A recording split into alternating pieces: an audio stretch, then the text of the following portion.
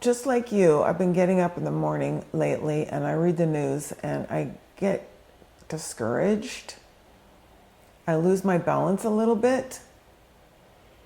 I can get depressed if I let myself. So I've been working on what actually works.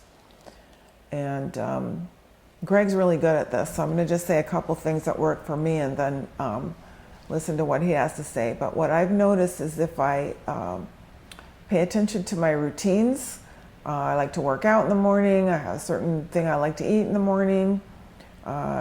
Like that, just do the routines, especially getting my body moving instead of just, laying there all debilitated.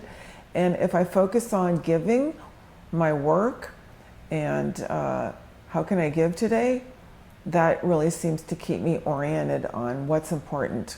Because if you can help one person, then your day's been worthwhile. I always think of that thing that Mr. Rogers said about look for the helpers. It's like I want to be one of the helpers. And that's how I, during these times when I could tend to get discouraged, I stay focused on my work and just the steps I can take today to move that forward to help you guys. Well, thanks for saying I'm good at this because I often don't feel like I am.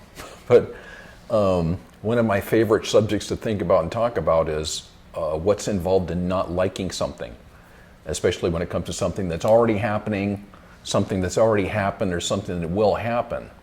I think that we have certain feelings within us, some of those being frustration, maybe anger, whatever it might be, that are supposed to spur us into action or cause us to make sure that whatever we're doing is in alignment with our highest intention. But I think that there's a line between what I can control outside myself, what I can control inside myself, and how much conscious effort I put into not liking something.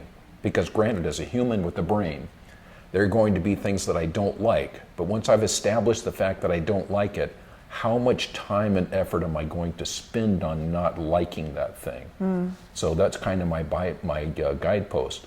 I love what you say about focusing on what it is that you need to do, because taking action of some kind usually makes you feel better instead of just sitting in these sort of thoughts or these sort of sensations or emotions that come up when you get discouraged or angry or whatever it might be. That's really helpful. Thanks. Thank you.